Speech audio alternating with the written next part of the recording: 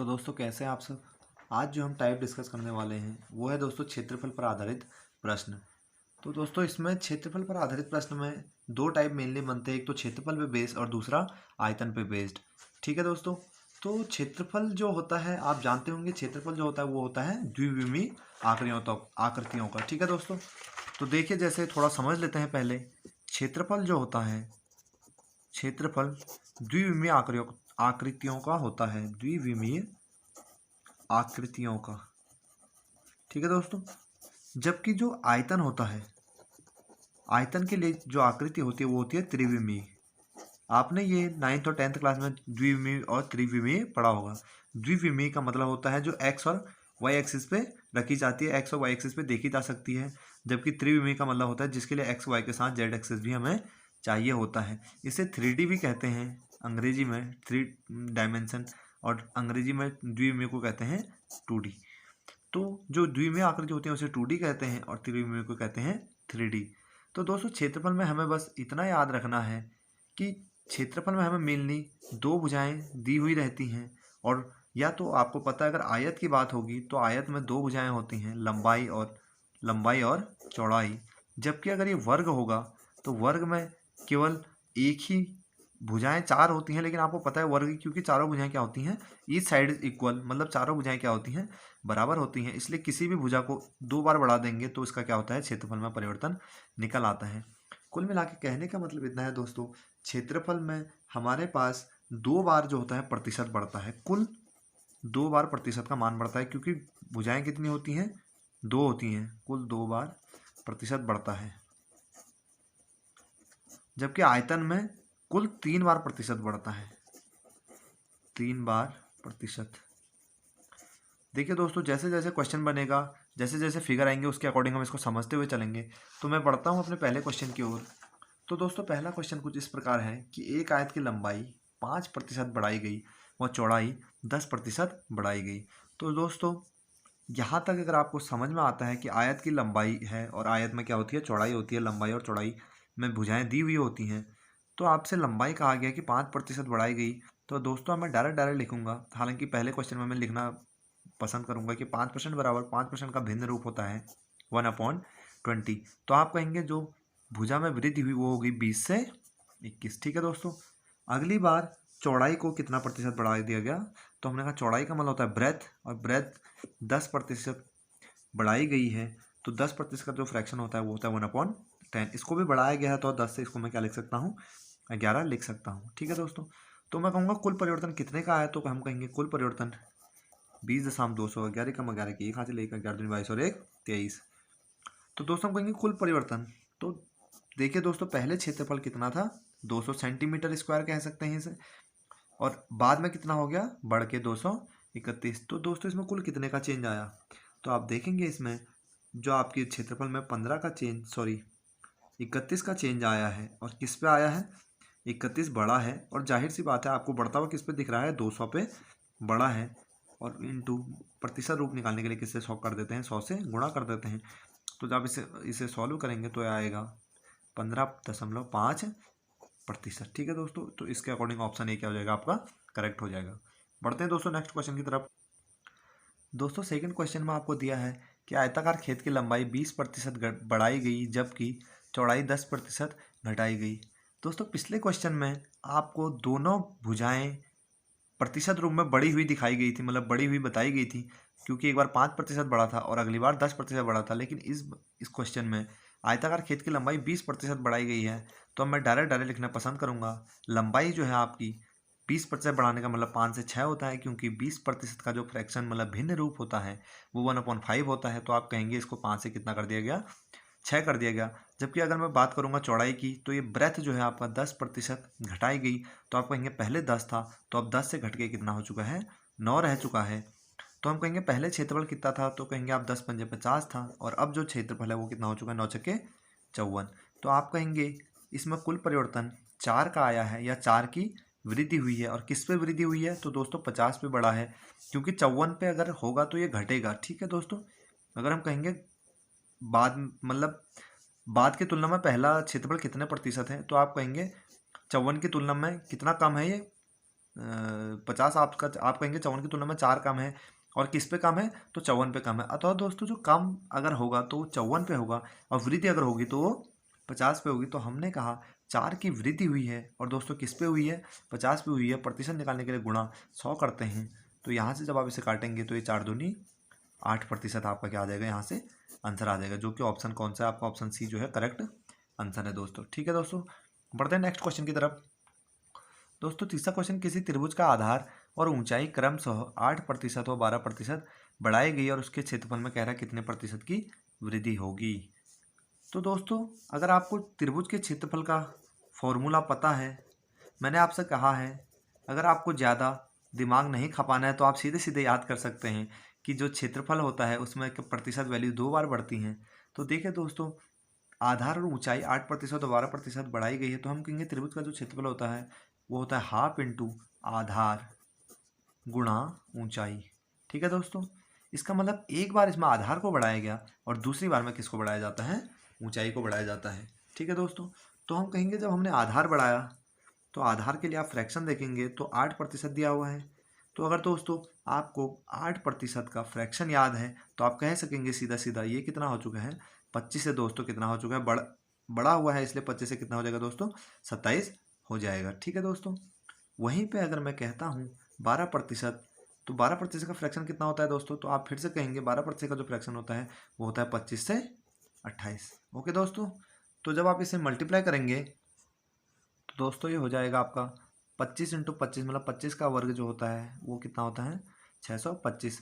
और जब हम इसकी मल्टीप्लाई करते हैं 27 और 28 की मल्टीप्लाई होगी तो ये जो आंसर आता है आपका यहाँ से निकल के प्रोडक्ट जो आता है वो आता है 756। तो जब आप दोस्तों यहाँ से देखेंगे तो जो ये वृद्धि हुई है 625, 25, 50 और 631, तो हम कहेंगे दोस्तों 131 की क्या हुई है, इंक्रीजमेंट हुआ है, या 131 की वृद्धि हुई है। और दोस्तों वृद्धि किस पे हुई है, तो हम कहेंगे वृद्धि जो हुई है 625 पे हुई है। प्रतिशत रूप निकालना इसलिए क्या कर देंगे, गुणा 100 कर देंगे। जब आप इसे दोस्तों सॉल्व करेंगे तो यहाँ से जो इसका आंसर है वो आएगा आपका 20.96%। ठीक है दोस्तों, ये नॉर्मल गुणा भागा वाली कैलकुलेशन आपको करना चाहिए दोस्तों। ठीक है, उसके बाद बढ़ता हूँ मैं दोस्तों नेक्स्ट क्वेश्चन की ओर। दोस्तों जो सबसे ज़्यादा कंफ्यूज करता है क्षेत्रफल वाले सवाल में वो वर्ग वाला सवाल ही होता है। तो दोस्तों कंफ्यूज क्यों करता है, देखिए इसमें कहा गया है कि एक वर्ग की भुजा 20% बढ़ाई गई, उसका क्षेत्रफल कितने प्रतिशत बढ़ जाएगा। दोस्तों इस वाले तरीके के लिए, इस वाले क्वेश्चनों के लिए, इस वाले टाइप के लिए जो है आप सक्सेसिव वाला मेथड भी अप्लाई कर सकते हैं। लेकिन मैं चाहता हूँ कि आप एक ही मतलब तरीका सीखें, लेकिन इतने बेहतर से सीखें कि आप उसे अगर वो थोड़ी वैल्यू भी घुमाए या आपको थोड़ा क्वेश्चन के लैंग्वेज में उलझाए भी, तो आप उसकी मतलब आपकी कमांड इतनी अच्छी हो कि आप उसे समझ पाए। इसलिए दोस्तों मैं ज़्यादा तरीकों को ना समझाते हुए, ये इसको करने के 3 से 4 तरीके हैं, लेकिन मैं आपको एक ही तरीके पे मेनली फोकस करूंगा दोस्तों। ठीक है, तो देखिए दोस्तों, वर्ग का आपको पता है, वर्ग की जो होती है दोनों साइड हैं, सॉरी जो चारों भुजाएं होती हैं वो क्या होती हैं, इक्वल होती हैं। ठीक है दोस्तों, तो कहा गया है कि एक वर्ग की भुजा 20% बढ़ाएगी। मैंने आपको पहले भी कहा है कि क्षेत्रफल में प्रतिशत वाला मान 2 बार बढ़ता है। ठीक है दोस्तों, और आयतन में 3 बार बढ़ता है। तो देखना दोस्तों, वर्ग की भुजा कितनी बढ़ाएगी, 20%। तो हमने कहा वर्ग का जो क्षेत्रफल होता है वो तो दोस्तों ए का स्क्वायर, जिस प्रकार आयत का एल इंटू बी था, आपने एक बार एल को बढ़ाया था, एक बार बी को बढ़ाया था। तो वैसे ए स्क्वायर में कौन कौन है, ए इंटू ए, अतः आप एक बार ए को बढ़ाएंगे और दूसरी बार भी ए को ही बढ़ाएंगे। तो अगर 20% दोस्तों बढ़ाने की बात हुई है तो हम कहेंगे 20% बढ़ाएंगे तो एक बार 5 से 6 होगा, क्योंकि फिर से 20% बढ़ाना है, तो अगली बार भी 5 से कितना हो जाएगा, 6 हो जाएगा दोस्तों। तो हम कहेंगे 5 पच्चे 25 हो गया, 6 छक्का 36 हो गया। तो हम कहेंगे कुल जो वृद्धि आई है वो 11 की हुई है। और दोस्तों 11 की जो वृद्धि हुई है वो किस पे हुई है, तो आप कहेंगे 25 पे हुआ है गुणा 100, क्योंकि हम प्रतिशत में मान निकाल रहे हैं। तो मैं इसको जब सिंप्लीफाई करूंगा तो याद आएगा 25 चक्को 100 और 11 चक्को 44। तो दोस्तों जो इसका आंसर आता है वो आता है 44%, अथवा ऑप्शन ए कौन सा हो जाएगा आपका, ऑप्शन ए करेक्ट हो जाएगा दोस्तों। ठीक है, इसी पे बेस्ड दोस्तों एक क्वेश्चन मैं आपको और करने के लिए, प्रैक्टिस करने के लिए बोलता हूँ। तो दोस्तों उसे करिएगा कि एक वर्ग की भुजा आपसे कहा जाता है अगली बार 40% बढ़ाई गई, 40% घटाई गई कहा गया है दोस्तों। तो कहा है उसका क्षेत्रफल कितने प्रतिशत घट जाएगा, क्योंकि दोस्तों क्षेत्रफल घटाने को बोला है तो जो चेंज आएगा वो आएगा घटा हुआ, मतलब घट के आएगी अगली बार जो क्षेत्रफल आएगा। तो कितना प्रतिशत घट जाएगा ये आपको ज्ञात करना है और आंसर आपको कमेंट बॉक्स में देना है। तो दोस्तों बढ़ते हैं इसके नेक्स्ट टाइप की ओर, जो है आयतन पर आधारित। तो दोस्तों जैसे हमने क्षेत्रफल में पढ़ा था कि कुल जो आपको प्रतिशत दिया रहता है, हमें क्षेत्रफल में 2 बार बढ़ाना होता है। तो वहीं पे जो आयतन होता है, आयतन में कितनी बार बढ़ता है प्रतिशत? 3 बार बढ़ता है। मैंने आपको पहले भी बताया था कि जो क्षेत्रफल होता है आपको द्विविमीय होते हैं, क्षेत्रफल द्विविमीय आकृतियों का निकाला जाता है और आयतन जो होता है वो त्रिविमीय आकृतियों का निकल के आता है। आप देखेंगे एक आयत, अगर मैं आयत की बात करता हूँ तो एक आयत में नॉर्मली एक लंबाई होती है और एक क्या होती है? चौड़ाई। मतलब ये वाली भुजा लंबाई और ये चौड़ाई, फिर से ये लंबाई और ये चौड़ाई। ठीक है दोस्तों, अगर मैं इसी को ऊपर की ओर बढ़ा दूं, या मैं ऐसे कहता हूं मैं ये कागज़ की एक सीट है और कागज़ की सीट के ऊपर मैं कागज़ की सीटों का बंडल रखते जाऊं ऊपर की ओर को, तो वो क्या बन जाएगी? एक ऊपर की ओर मतलब लेयर से बन जाएगी और एक कॉपी से बन जाएगी। और वो जो कॉपी होगी अब उसकी कोई ना कोई एक हाइट होगी। ठीक है दोस्तों, एक ऊंचाई होगी। तो वहीं पे वो क्या बन जाएगी? त्रिविमीय आकृति बन जाएगी या 3D आकृति बन जाएगी। तो उसमें एक लंबाई होगी, एक चौड़ाई होगी और साथ में क्या होगी? एक हाइट या ऊंचाई भी होगी। इसीलिए मैं कहता हूँ दोस्तों, जब आपने देखा कि आयत था तो उसमें केवल लंबाई और चौड़ाई थी, जैसे ही ये इसने एक घन या फिर घनाभ का रूप लिया, क्योंकि आकृति उभर के आई, त्रिविमीय बनी, तो इसमें कितनी बार बढ़ा प्रतिशत? 3 बार बढ़ता है, क्योंकि इसमें एक एक्स्ट्रा भुजा जो होती है वो हाइट जुड़ जाती है दोस्तों। तो आपको याद रखना है आयतन में कुल जो प्रतिशत बढ़ता है कितनी बार बढ़ता है? 3 बार बढ़ता है दोस्तों। ठीक है, अगर आपको फॉर्मूला याद है तो आपके लिए बहुत आसान हो जाता है। तो देखिए दोस्तों, एक गोले के व्यास में जो है दोस्तों 10% की कमी की गई, उसके आयतन में कितने प्रतिशत की कमी होगी? तो देखिए दोस्तों, गोले का व्यास कहा गया है आपको, तो आपको पता है गोले का जो आयतन होता है दोस्तों, गोले का आयतन जो होता है वो होता है 4/3 पाई आर क्यूब।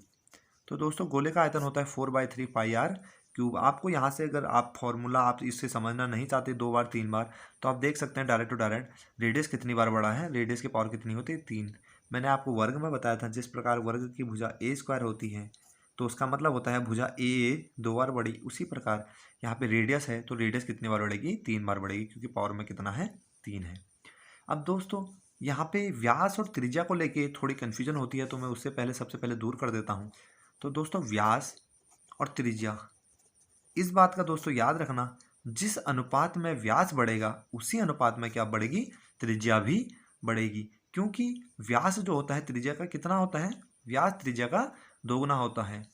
अगर मैं आपसे कहूँ, मैंने पहली बार में एक वृत्त लिया या फिर गोला, में कुछ भी कह सकता हूँ, मैंने कहा उसका व्यास 4 था, तो आप कहेंगे त्रिज्या जो होती है व्यास की आधी होती है, तो आप कहेंगे इसकी त्रिज्या कितनी हो जाएगी? 2। तो इसका जब आप अनुपात चेक करेंगे तो ये कितना आता है? 2 दूनी 4 और 2 एकम 2। वहीं पे अब मैं इसके कहता हूँ कि मैंने व्यास को 3 टाइम कर दिया, मतलब 3 गुना कर दिया। तो अगर ये 3 टाइम होगा दोस्तों, तो पहले कितना था? अगर मैं कहूँगा 4 था, चलो इसको मैंने अब 12 कह दिया, तो ये कितना हो जाएगा दोस्तों? 12 का आधा 6 हो जाएगा। अब आप इसमें देखेंगे रिलेशन, तो भी ये 2 6 दूनी 12 और 6 एकम 6। तो जिस अनुपात में दोस्तों आपका व्यास बढ़ेगा उसी अनुपात में त्रिज्या भी बढ़ेगी, क्योंकि त्रिज्या जो होती है व्यास की आधी होती है, या फिर व्यास त्रिज्या का दोगुना होता है। ठीक है दोस्तों, तो देखिए दोस्तों व्यास में 10% की कमी की गई है, इसका मतलब जो रेडियस होगी वो कितनी बार? 3 बार घटेगी, क्योंकि कमी की गई है दोस्तों। ठीक है, तो आप कहेंगे 10% की कमी की गई है। 10% का भिन्न रूप आपको पता है, वो होता है 1/10। तो हम कहेंगे 10 से 9 जो है पहली बार में हुआ, 10 से 9 दूसरी बार में हुआ और 10 से 9 तीसरी बार में हुआ। क्योंकि दोस्तों कुल परिवर्तन मतलब 3 बार कमी की गई है, क्योंकि मैंने आपसे पहले कहा आयतन में कितने बार परिवर्तन होता है? 3 बार परिवर्तन होता है, क्योंकि आर का क्यूब होता है दोस्तों। ठीक है, तो आप जब इसको मल्टीप्लाई करेंगे तो ये बनेगा 10 का क्यूब जो होता है 1000 या 1000, और जब आप इसे करेंगे दोस्तों तो ये बनता है 9 का क्यूब, और 9 का क्यूब दोस्तों कितना होता है? 729। ठीक है दोस्तों, तो हम कहेंगे पहले 1000 था, अब 729 रह चुका है। तो दोस्तों साफ साफ दिख रहा है यहाँ पे कमी हुई है, और कमी कितने की हुई है? 29 और 31 71। तो आप कहेंगे दोस्तों 271 की क्या हुई है? कमी हुई है, डिक्रीजमेंट हुआ है। और दोस्तों कमी किस पे हुई है? वो हुई है आपकी 1000 पे। और प्रतिशत निकालने के लिए आप जब गुणा 100 करेंगे तो काटने के बाद ये बचता आपका 27.1%। ठीक है दोस्तों, तो आपका ऑप्शन बी क्या हो जाएगा? करेक्ट हो जाएगा दोस्तों। ठीक है, उसके बाद दोस्तों आयतन का जो सेकंड क्वेश्चन है वो कुछ इस प्रकार दिया हुआ है कि एक घन की भुजा में 10% की वृद्धि हुई तो उसके आयतन में कितने प्रतिशत की वृद्धि होगी? तो दोस्तों वीडियो को पॉज करके आप इसे जरूर बनाने की कोशिश करना, बहुत ही आसान सा क्वेश्चन है। तो दोस्तों घन की जो भुजा होती है, घन का जो आयतन होता है वो होता है a का क्यूब, जबकि घनाभ में यही आयतन कितना होता है l into B into H. ठीक है दोस्तों, लेकिन घनाभ में आपको पता है 3 अलग अलग भुजाएं होती हैं, जबकि घन जो होता है उसकी सभी भुजाएं क्या होती हैं, बराबर होती है, इसलिए इसका आयतन क्या होता है a का क्यूब। तो आपने जब 10% की वृद्धि की है तो हम कहेंगे 10 से 11 हुआ, 10 से 11 हुआ और 10 से 11 हुआ। मैंने आपको दोस्तों पहले ही कहा है आयतन का जिक्र होता है तो आयतन में 3 बार वृद्धि होगी, और आपको साफ साफ दिख भी रहा है कि जो भुजा होती है भुजा का क्या होता है यहाँ पे क्यूब होता है दोस्तों। ठीक है दोस्तों, तो ये जो होगा आपका 10 से 11, 10 से 11, क्योंकि 10% का फ्रैक्शन 1/10 होता है, तो इसमें क्योंकि वृद्धि हुई है इसलिए 10 से क्या किया गया है 11। आपने पिछले क्वेश्चन में देखा था वहाँ पे कमी हुई थी तो हमने 10 से 9 लिखा था। तो दोस्तों जब आप इसे सॉल्व करेंगे तो वही 10 का क्यूब 1000 हो जाता है, 11 का क्यूब 1331 हो जाता है। तो हम कहेंगे दोस्तों 31 की वृद्धि हुई है, किस पे, सॉरी 331 की दोस्तों वृद्धि हुई है और 1000 पे गुणा 100, तो ये होता है दोस्तों आपको 33.1% इसका आंसर हो जाएगा, जो कि आपका ऑप्शन सी है। बढ़ते हैं दोस्तों नेक्स्ट क्वेश्चन की ओर। दोस्तों नेक्स्ट क्वेश्चन जो है, एक हॉल की लंबाई, चौड़ाई और ऊंचाई क्रम से 10, 20 और 10% घटाई गई। दोस्तों साफ साफ दिया है, मैंने आपसे अभी कहा था कि हॉल की लंबाई है, चौड़ाई है, ऊंचाई है। तो दोस्तों हॉल इसका मतलब क्या है, जब उसमें 3 डायमेंशन अगर आपको दे रखी हैं, अगर हॉल में आपको कहा कि हॉल की 3 डायमेंशन है तो आप कहेंगे इसमें एक लेंथ है, एक ब्रेथ है और एक हाइट है, तो बिल्कुल ये आपका क्या है, घनाभ है, जिसमें कि एक लेंथ है, एक ब्रेथ है और एक हाइट है। ठीक है दोस्तों, तो हमने कहा, अभी मैंने आपको बताया था आयतन घनाभ का कितना होता है, L into B into H होता है। एक बार लंबाई बढ़ेगी या घटेगी, एक बार चौड़ाई बढ़ेगी या घटेगी और एक बार हाइट बढ़ेगी या घटेगी। तो दोस्तों आपको साफ साफ कहा है कि लंबाई जो है 10% घटाई गई, क्योंकि तीनों को जो है घटाया ही जा रहा है।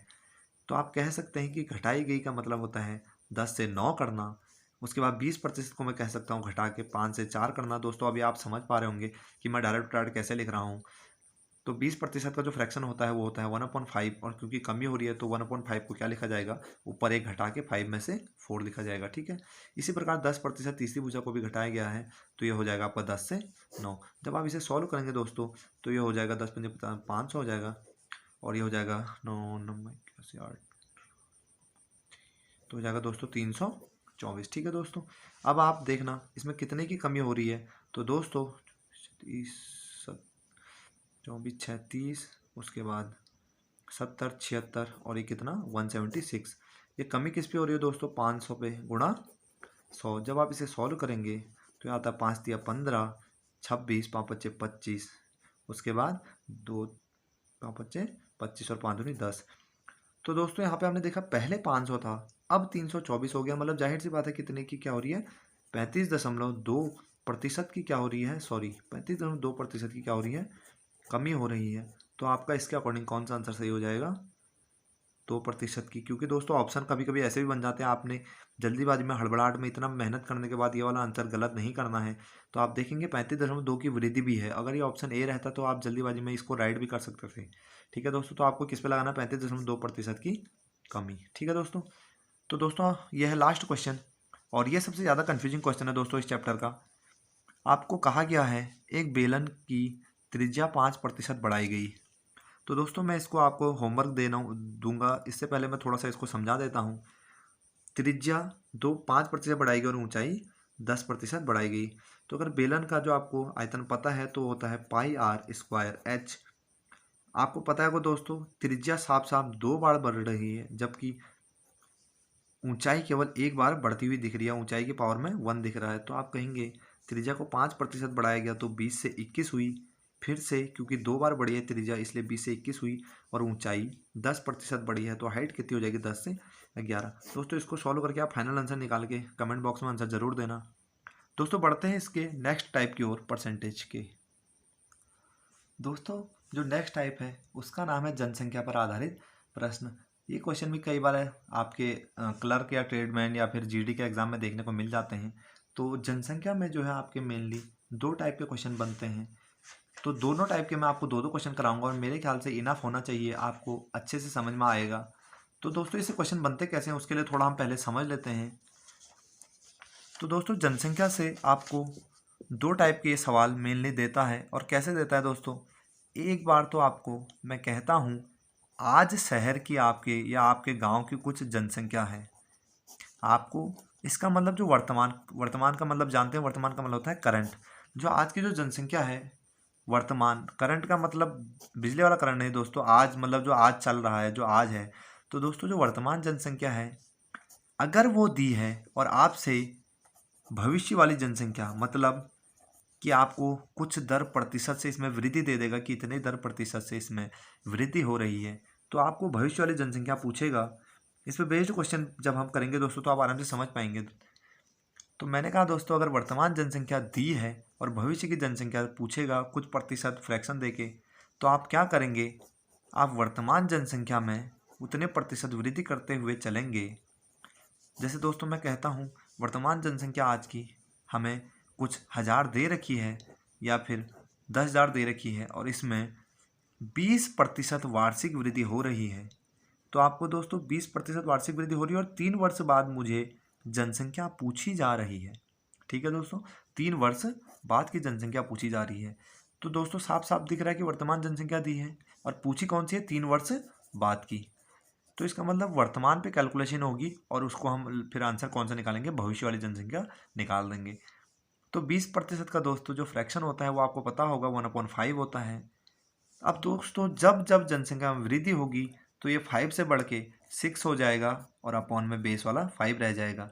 जबकि अगर यहीं पे जनसंख्या में कमी होती तो ये 5 से घट के 1 घट के कितना हो जाता, 4 हो जाता और अपॉन में 5 आ जाता। तो मैंने दोस्तों यहाँ पे कहा है 20% वृद्धि हो रही है, तो आप कहेंगे 6/5 पहले साल के लिए। और दोस्तों कितने वर्ष तक बढ़ रहा है ये, 3 वर्ष तक बढ़ रहा है। तो आप कहेंगे 6/5 दूसरे वर्ष की और 6/5 तीसरे वर्ष की। इसको जो सॉल्व करके आपका आंसर निकल के आएगा वो जो है आपकी क्या हो जाएगी, भविष्य की जनसंख्या हो जाएगी। ठीक है दोस्तों।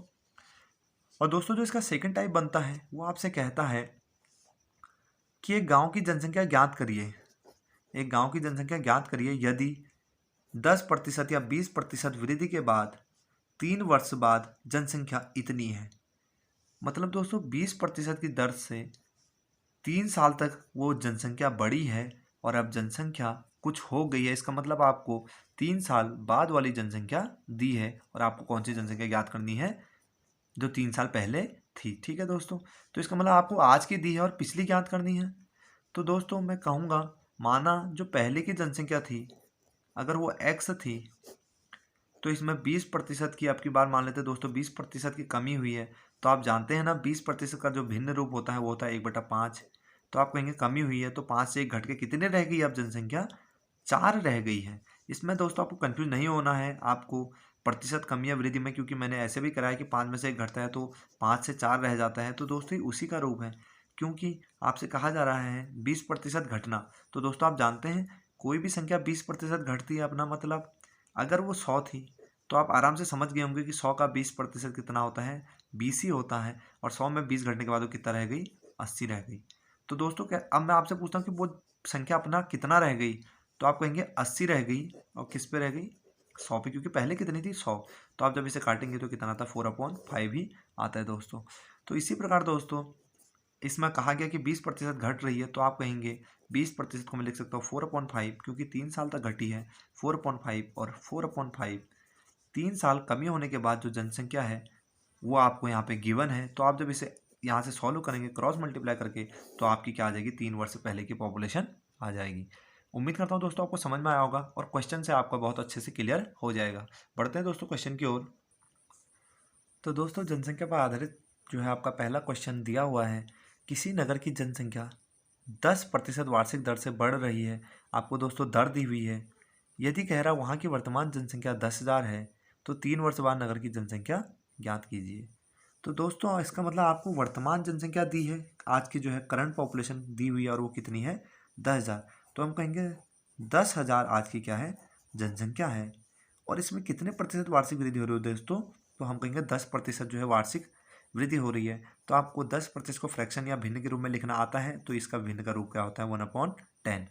तो दोस्तों क्योंकि 10% वार्षिक दर से बढ़ रही है, जिक्र किसका है, वृद्धि का है, तो हम कहेंगे पहले 10 थी तो अब कितनी हो गई, 11/10। इसको ऐसे भी लिख सकते हैं दोस्तों, अगर मैं कहता हूँ माना पहले 100 थी और अब कितनी हुई है 10% बढ़ी है, तो आपको पता है 100 का 10% 10 होता है, तो 100 में 10 जुड़ के कितना हो जाएगा 110 हो जाएगा दोस्तों। ठीक है, तो आपको पता है दोस्तों अब ये कितना हो चुका है 110 हो चुका है, और बेस पे मतलब 100 पे हो चुका है। पहले अपने का कितना हो चुका है ये, तो हम कहेंगे 11/10 हो चुका है। ठीक है दोस्तों, तो इसी प्रकार 10% की वृद्धि हुई, तो हम कहेंगे पहले साल ये 11/10 हुआ दोस्तों। फिर से क्योंकि 3 साल जो है दोस्तों 3 साल बाद का पूछा है, तो इसलिए जितने साल का जिक्र होगा उतने टाइम में हम इसको क्या करते हैं, उतने बार इसको गुणा करते हैं। तो दोस्तों फिर से 11/10 होगा, और फिर से ये 3 बार क्या हो जाएगा 11/10 हो जाएगा, क्योंकि दोस्तों 3 साल तक बढ़ रहा है।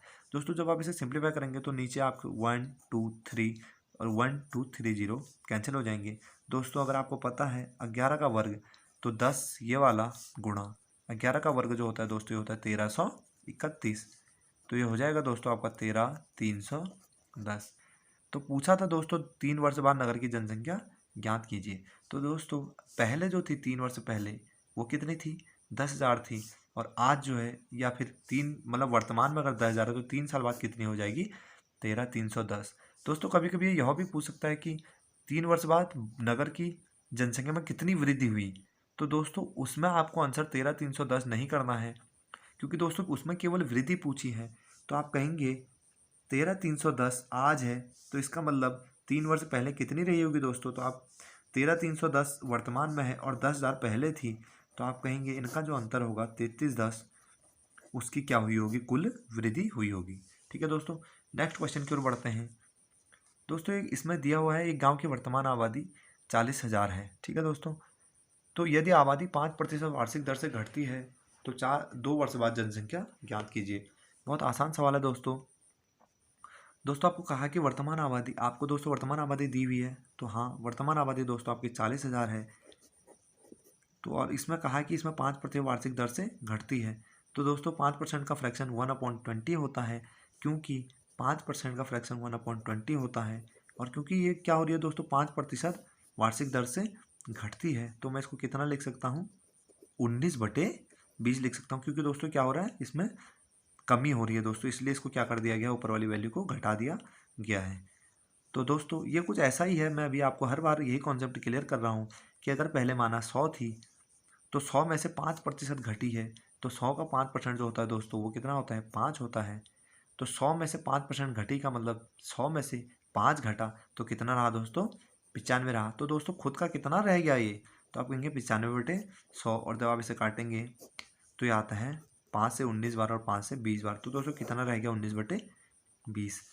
तो दोस्तों 2 साल बाद मेरे से पूछा था, मैंने कहा दोस्तों 19/20 पहले साल के लिए और 19/20 दूसरे साल के लिए। ठीक है दोस्तों, तो जब मैंने इसे देखना दोस्तों 20 और 20 जब मैं करूँगा, या फिर जीरो से आप जीरो काट लीजिए, उसके बाद 2 दूनी 4 और 4 से कितनी बार कटेगा 100 बार। ठीक है, तो दोस्तों अगर आपको पता है 19 का वर्ग, ठीक है दोस्तों, तो ये बचता है आपके पास 100, 19 गुणा 19, तो 19 का जो वर्ग होता है दोस्तों होता है 361।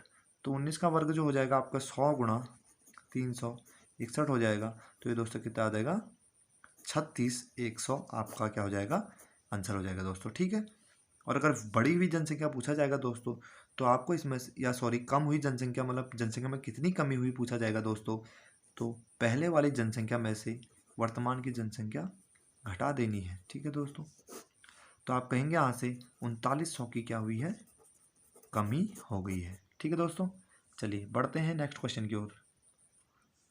दोस्तों नेक्स्ट क्वेश्चन में मैंने आपको बताया था कि इसमें टाइप चेंज है। इस बार कहा गया है कि मोहन के गांव की आबादी इस समय कितनी है 6760 है या 6760 है। यदि उसमें 4% वार्षिक दर से वृद्धि हो रही है तो 2 वर्ष पूर्व गांव की आबादी कितनी थी।